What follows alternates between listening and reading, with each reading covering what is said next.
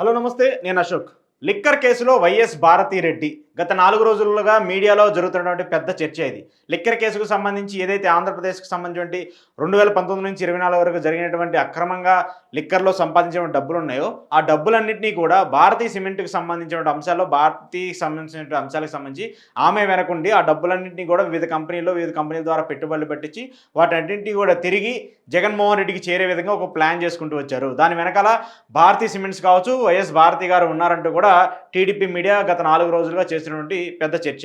వాస్తవానికి లిక్కర్‌కి సంబంధించి జరిగినటువంటి అవినీతి జగన్మోహన్ రెడ్డి గారికి సంబంధించిన హయాంలో 5 ఏళ్ల పాటు కంపెనీలకు సంబంధించి, డిస్టిలరీలకు సంబంధించి వాళ్ళ దగ్గర నుంచి మద్యం బ్రాండ్లు మార్చి కొత్త మద్యం బ్రాండ్లు తీసుకొచ్చి ఆ బ్రాండ్ అన్నింటిని కూడా మీరే తయారు చేయాలి, ఆ డీల్స్ అన్నీ కూడా మీకే ఇస్తున్నాము, దాని ద్వారా మేము ఆ డీల్స్ ఇచ్చినందుకు కొంత పర్సంటేజ్ ద్వారా డబ్బులు మాకు ఇవ్వండి అంటూ కూడా చెప్పినటువంటి మాస్తా. దానికి సంబంధించి ప్రభుత్వం ఆ లిక్కర్‌ని ప్రభుత్వంలో కలిపేసుకుంటూ దానికి సంబంధించిన రూపకల్పన చేసినటువంటి ప్లాన్ ఇది వాస్తవంగా జరిగింది. దీని వెనకాలకు సంబంధించి ప్రభుత్వానికి సంబంధించి జగన్మోహన్ రెడ్డి ఉన్నారు అంటూ కూడా ఇప్పుడు ఆరోపిస్తున్నటువంటి మాటలు. ఇంకా కూడా దీనికి సంబంధించి న్యాయస్థానంలో ఇది నిజంగా జరిగిందా, లేదంటే ఇది కేవలం కట్టు కదా, లేదంటే కూటమి ప్రభుత్వం అంటారా, లేదంటే కూటమికి సంబంధించిన నేతలు అంటారా, జగన్మోహన్ రెడ్డి మీద కక్ష తీర్చుకోవడం కోసమో, జగన్మోహన్ రెడ్డిని జైలుకు పంపించడం కోసమో చేసేటువంటి ఆరోపణలు మాత్రమే అనేది, అవన్నీ నిజమా తేలాలి అంటే మాత్రము ఖచ్చితంగా కోర్టులకు వెళ్ళాలి. కోర్టులో ఏదైతే సిట్ ఇప్పటి వరకు ఫైల్ చేసినటువంటి ఛార్జ్ షీట్ ఉందో ఆ ఛార్జ్ షీట్‌ని కోర్టులో ప్రూవ్ చేయాల్సినటువంటి పరిస్థితి ఉంటుంది. కానీ మీడియా మాత్రము గత 4, 5 రోజులుగా, లేదంటే ఈ లిక్కర్ కేసు ప్రారంభమైన దగ్గర నుంచి కూడా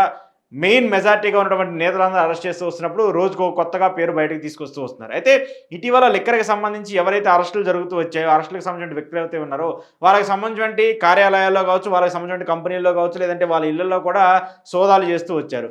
ఇటీవల పోలీసులు సిట్‌కి సంబంధించిన అధికారులు గోవిందప్ప బాలాజీకి సంబంధించి చూసుకున్నా, కసిరెడ్డి రాజశేఖర రెడ్డి చూసుకున్నా, అలాగే సజ్జల శ్రీధర్ రెడ్డికి చూసుకున్నా, మరి కొంతమంది ప్రధాన వ్యక్తులు ఎవరైతే ఉంటారో లిక్కర్ కేసుకు సంబంధించిన అరెస్ట్ అయిన వాళ్ళు ఎవరైతే ఉన్నారో వాళ్ళందరికీ సంబంధించి వాళ్ళ యొక్క సాఫ్ట్వేర్ కంపెనీలు కావచ్చు, వాళ్ళ రియల్ ఎస్టేట్ కంపెనీలు కావచ్చు, వాళ్ళకి సంబంధించినటువంటి ఆఫీసులు అన్నింటిలో కూడా దాడులు చేస్తున్నారు. అయితే ఇక్కడ గోవిందప్ప బాలాజీ ఆయన భారతీ సిమెంట్స్కి సంబంధించి డైరెక్టర్గా ఉన్నారు.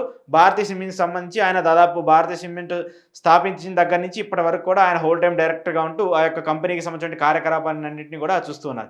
సో ఈ దేంట్లోకి ఈ లిక్కర్ కేసులోకి ఆయన పాత్ర కూడా మెయిన్ అంటూ కూడా ఆయన కూడా తీసుకొచ్చారు. ఆయన్ని ఛార్జ్ షీట్లో A37గా తేలుస్తూ వచ్చారు. అయితే ఇప్పుడు వైఎస్ భారతిరెడ్డి గారికి సంబంధించి వైఎస్ భారతిరెడ్డి గారు భారతీ సిమెంట్స్లో డైరెక్టర్గా ఉన్నారు కాబట్టి, ఆ భారతీ సిమెంట్స్లో గోవిందప్ప బాలాజీ కూడా ఉన్నారు కాబట్టి వీళ్ళిద్దరికీ తెలిసే ఈ యొక్క ఇష్యూ జరిగింది.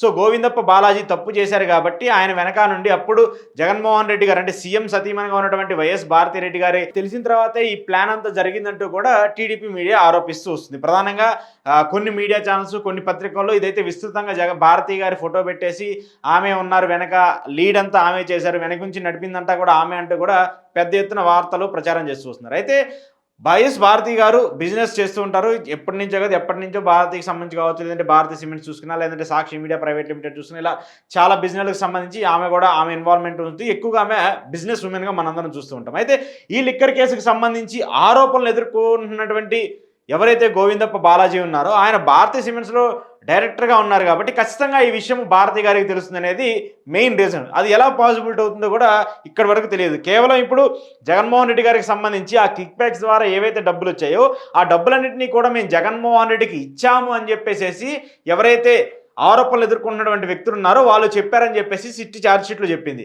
కేవలం వాళ్ళ సిట్ ముందు ఏవైతే అవి ఆరోపణలుగా ఉన్నటువంటి అంశాలు ఉన్నాయో వాటన్నిటి ముందు కూడా కోర్టు ముందు ప్రూవ్ చేయాల్సిన బాధ్యత ఆ సిట్కు ఉంటుంది.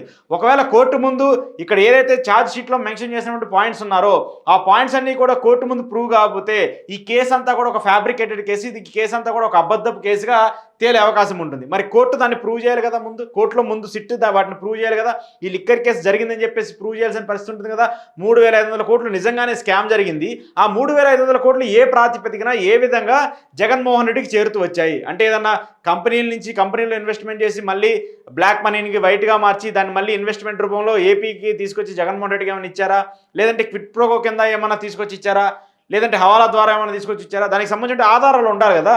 ఏదో నామమాత్రంగా నోటితో 4 మాటలు చెప్పేశారని చెప్పేసి చెప్తే ఆ కేసులు నడిపోయే పరిస్థితి ఉంటుంది కదా.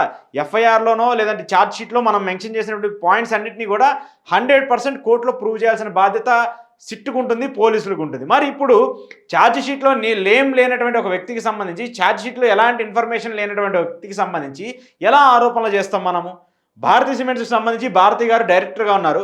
భారతి గారితో పాటు ఇంకా చాలామంది ఆ కంపెనీకి సంబంధించిన డైరెక్టర్స్ ఉన్నారు. చాలా ఇంటర్నేషనల్ సంబంధించిన కొంతమంది వ్యక్తులు భారతీ సిమెంట్స్లో పెట్టుబడులు పెడుతూ ఉన్నారు. అంటే కేవలం భారతీ సిమెంట్కి సంబంధించి ఆమె ఒక్కటే కాదు షేర్ హోల్డర్, కంపెనీ మొత్తం ఆమెది కాదు. దాంతోపాటు చాలామంది షేర్ హోల్డర్స్ ఉంటూ ఉన్నారు. ప్రముఖులందరూ చాలామంది ఉన్నారు. ఇంటర్నేషనల్ బిజినెస్ మ్యాన్స్ అందరూ ఉంటారు. నేను దాన్ని కూడా మీకు చూపిస్తాను. సో ఈ అంశానికి సంబంధించి చూసుకుంటూ ఉన్నప్పుడు ఇక్కడ మెయిన్గా ఏదైతే భారతీ గారికి సంబంధించిన లిక్కర్ కేసులో ఆమె ప్రమేయం ఉందని చెప్పేసి ఎవరైతే ఆరోపిస్తూ ఉన్నారో ఆమె కేవలం భారతీ సిమెంట్స్లో డైరెక్టర్గా ఉన్నారు కాబట్టి ఖచ్చితంగా ఆమెకు తెలిసి జరుగుతూ ఉంటుంది. ఆమెతో పాటు ఇక్కడ గోవిందప్ప బాలాజీ కూడా డైరెక్టర్గా ఉంటూ ఉన్నారు కదా. ఇక్కడికి సంబంధించి చూసుకుంటే ఇది భారతీ సిమెంట్స్కి సంబంధించిన కంపెనీకి సంబంధించిన డైరెక్టర్స్ లిస్టు. ఇది పబ్లిక్ డొమైన్లో ఉన్నటువంటి లిస్టే, నేను ఎక్కడా కూడా బయట నుంచి తీసుకొచ్చింది కావద్దు. ఇక్కడ ఆన్లైన్లో దొరికేటువంటి డైరెక్టర్కి సంబంధించిన లిస్ట్ని నేను మీకు చూపిస్తున్నాను. సో దాదాపు 10 మంది వరకు ఈ యొక్క కంపెనీకి సంబంధించిన డైరెక్టర్స్గా ఉంటున్నారు. దీంట్లో భారతీ రెడ్డి గారు కూడా వన్ ఆఫ్ ద డైరెక్టర్. ఆయనతో పాటు గోవిందప్ప బాలాజీ హోల్ టైం డైరెక్టర్గా ఉన్నారు భారతీ సిమెంట్స్కి సంబంధించి. సో ఇక్కడ అవినీతి జరిగింది ఆరోపణలు వస్తున్నటువంటి గోవిందప్ప బాలాజీకి సంబంధించి ఎవరైతే ఉన్నారో Govindappa Balaji whole time director, YS Bharathi గారు డైరెక్టరు, వీళ్ళిద్దరు మినహాయిస్తే మరి వీళ్ళందరూ కూడా కంపెనీకి సంబంధించి డైరెక్టర్లుగా, హోల్ టైం డైరెక్టర్లుగా, లేదంటే టెంపరీ డైరెక్టర్లుగా ఉంటున్నారు కదా, కంపెనీ సెక్రటరీలుగా ఉంటున్నారు కదా. మరి వీళ్ళందరికీ సంబంధించి తెలియాలా? వీళ్ళందరికీ సంబంధించి కూడా తెలియాలి కదా. ఏదైతే గోవిందప్ప బాలాజీకి సంబంధించి ఆరోపణలు చేస్తున్నారో, లేదంటే ఆయన అవినీతి చేశారని చెప్పేసి చెప్తున్నారో, ఆ డబ్బులన్నింటినీ కూడా భారతీ సిమెంట్స్ త్రూ బయటికి వెళ్ళాయని చెప్పేసి చెప్తున్నారు. మరి మిగతా వాళ్ళకి సంబంధించి కూడా తెలుస్తూ ఉండాలి కదా. మరి ఎందుకు వైఎస్ భారతి గారికి సంబంధించి మాత్రమే తెలిసే అవకాశం ఉంటుంది? అంటే ఇక్కడ ఒక వ్యక్తిని మనం ఎలాగైనా బదనాం చేయడానికో, లేదంటే ఒక వ్యక్తి మీద ఆరోపణలు చేయడానికో ఎలాగైనా చేయొచ్చు. దాంతో కూడా ఒక మాజీ ముఖ్యమంత్రికి సంబంధించిన సతీమణి ఆమె మీద ఎలాగైనా ఆరోపణలు చేస్తూ ఉండొచ్చు. ఈమె వెనకాలను నడిపించేశారు, జగన్మోహన్ రెడ్డికి అసలు ఏం తెలియదు అని చెప్పేసి కూడా కొంతమంది మీడియాలో పెద్ద ఎత్తున మాట్లాడుతూ వస్తున్నారు. కొంతమంది ఆమె గురించి కొంత బ్యాడ్గా మాట్లాడే పరిస్థితులు కూడా మనం చూస్తున్నాం. మరి మిగతా కంపెనీలకు సంబంధించి ఇదే పొలిటీషియన్స్ ఎంతమంది లేరు కంపెనీలకు సంబంధించి? చంద్రబాబు నాయుడు గారికి సంబంధించిన హెరిటేజ్ ఫుడ్లో వాళ్ళ కుటుంబానికి సంబంధించిన వ్యక్తులు డైరెక్టర్లుగా లేరా? హెరిటేజ్ కంపెనీకి సంబంధించి అక్రమంగా పెట్టుబడులు చెప్పారని చెప్పేసి ఎవరో ఆరోపించినప్పుడు, ఎవరో మాట్లాడినప్పుడు, దాని మీద హెరిటేజ్ ఫుడ్స్ అని నాది అని చెప్పేసి క్లెయిమ్ చేసుకున్నప్పుడు చాలామంది మాట్లాడినప్పుడు మరి వాళ్ళందరూ కూడా వాళ్ళ కుటుంబ సభ్యులందరి మీద కూడా ఆరోపణలు చేస్తూ ఉండాలి కదా. వాళ్ళకి సంబంధించిన అవినీతి కూడా ఉండాలి కదా. గతంలో ఇదే స్కిల్ డెవలప్మెంట్ కేసుకు సంబంధించి చంద్రబాబు నాయుడు గారు అరెస్ట్ చేసినప్పుడు హెరిటేజ్ ఫుడ్స్కి సంబంధించి అక్రమంగానో, లేదంటే దానికి సంబంధించి ఏదో ట్రాన్స్లేట్ అవుతూ వచ్చింది, దానికి సంబంధించి ఏదో చేంజ్ జరుగుతూ వచ్చింది. ఒకవేళ అప్పుడు ఏదైతే స్కామ్ జరిగినటువంటి డబ్బులు ఉన్నాయో హెరిటేజ్ కంపెనీ నుంచి మళ్లించారని చెప్పేసేటువంటి ఆరోపణలు వచ్చినప్పుడు మరి దాంట్లో కూడా ఆ కంపెనీకి సంబంధించి డైరెక్టర్లో ఉన్నటువంటి వ్యక్తుల మీద కూడా ఆరోపణలు చేయాలి కదా. ఆ కంపెనీకి సంబంధించి చూసుకుంటే ఆ కంపెనీలో కూడా ఉన్నారు డైరెక్టర్గా. నేను అది కూడా చూపిస్తాను. ఇది హెరిటేజ్ కంపెనీకి సంబంధించిన డైరెక్టర్స్ లిస్టు. ఇవ్వండి, భువనేశ్వరి నారా గారు, ఇక్కడ నారా బ్రాహ్మణి గారు additional director, whole time director Nara Brahmani గారు, భువనేశ్వరి నారా గారు మేనేజింగ్ డైరెక్టర్.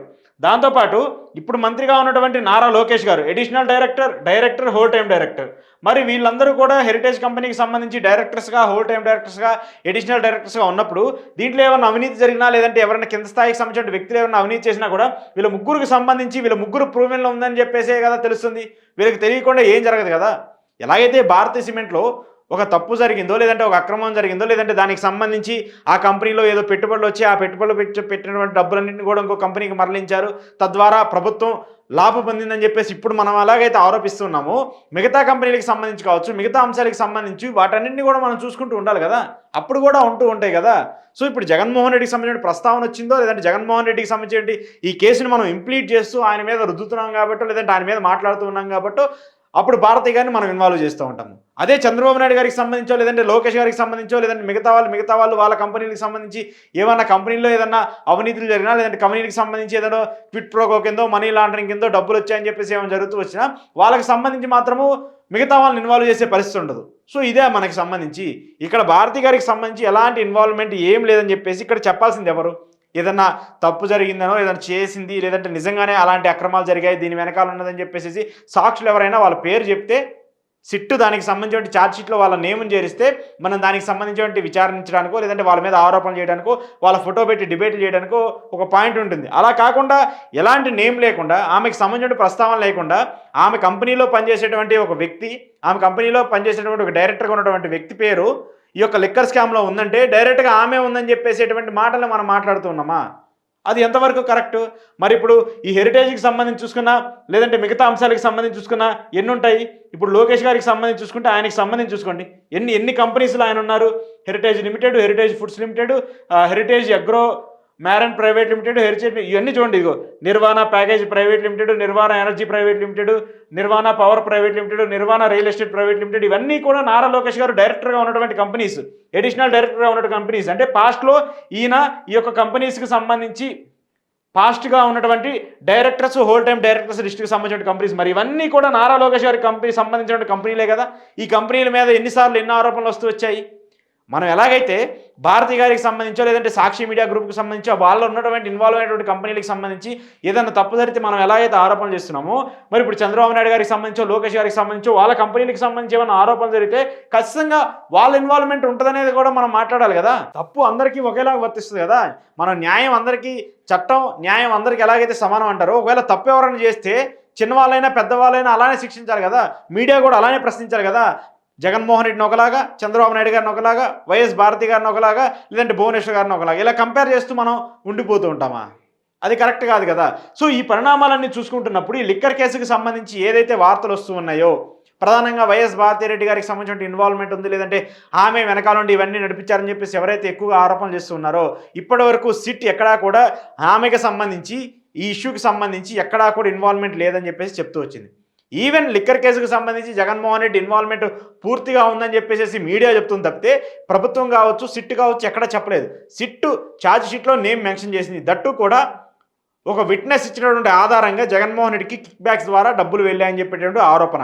ఆ విట్నెస్ అదే ఎలాగైతే సిట్కి చెప్పారో అదే వెళ్ళి కోర్టులో చెప్పాలి. కోర్టులో చెప్పిన తర్వాత జడ్జి అది నమ్మిన తర్వాత, ప్రూఫ్స్ అన్ని చూసిన తర్వాత, ఆధారాలను చూసిన తర్వాత, వాటన్నిటిని సేకరించి ఇది నిజంగానే జరిగిందని చెప్పేసి అప్పుడు ప్రూవ్ అయితే, శిక్ష వేస్తే అప్పుడు ఆ కేసు నిజమని చెప్పేసి తేలుతుంది. అప్పటి వరకు కూడా మనం ఎన్ని అంశాలు చేసినా, ఎన్ని డిబేట్లు పెట్టినా, ఎన్ని ఆరోపణలు చేసినా అవన్నీ కూడా కేవలం నిరాధారంగానే ఉంటాయి. ప్రూవ్ అవునంత వరకు ఎన్ని మాటలన్నా ఏమన్నా కూడా అవన్నీ కూడా ఆరోపణలు చేయడానికి తప్పితే కానీ నిజంగానే జరిగిందని చెప్పడానికి మాత్రం ఎక్కడా కుదిరే పరిస్థితులు ఉండదు. సో ఇప్పుడు కూడా వైఎస్ భారతి గారికి సంబంధించి ఏదైతే లిక్కర్ కేసులో ఆమె ఉన్నారు, వెనక నుంచి అదంతా ఆమె నడిపారని చెప్పేసి ఎవరైతే ఆరోపణలు చేస్తున్నారో అవన్నీ కూడా అబద్ధము, అవాస్తవము. ఒకవేళ అలాంటి ఆరోపణలు ఏమైనా జరిగాయి, అది నిజంగానే ఉందంటే మాత్రము అది చెప్పాల్సిన బాధ్యత సిట్కు ఉంటుంది, ప్రభుత్వానికి ఉంటుంది. లేదంటే ఎవరైతే విచారిస్తున్నటువంటి కొంతమంది సాక్షులు ఎవరైతే ఉన్నారో, దాంతోపాటు ఎవరైతే నిందితుల ఆరోపణలు ఎదుర్కొన్నటువంటి వ్యక్తులు ఎవరైతే ఉన్నారో వాళ్ళు చెప్పాల్సిన బాధ్యత వాళ్ళకు ఉంటుంది. వాళ్ళు ఎవరు చెప్పకుండా మీడియా చెప్తే మాత్రము అది ఖచ్చితంగా ఒక ఫ్యాబ్రికేటెడ్ గానో, లేదంటే ఎదుటి వాళ్ళని కించపడటం కోసం గానో, లేదంటే వాళ్ళని డిమోరలైజ్ చేయడం కోసం చేసే వ్యాఖ్యలు తప్పితే ఎక్కడా కూడా దానికి సంబంధించిన వాస్తవాలు, నిజాలు బయటకు వచ్చే పరిస్థితులు అయితే ఉండవు. సో ఇవన్నీ చూస్తున్నప్పుడు కేవలం ఆరోపణలు చేయడానికో, ఎదుటివాన్ని హ్యూమిలేట్ చేయడానికో చేసేటువంటి వ్యాఖ్యలు తప్పితే కానీ ఎక్కడా కూడా ఈ కేసుకు సంబంధించి ఆమె ప్రమేయము, ఆమె ఇన్వాల్వ్మెంట్ ఉందనేటువంటి పరిస్థితి అయితే కనిపించట్లేదు.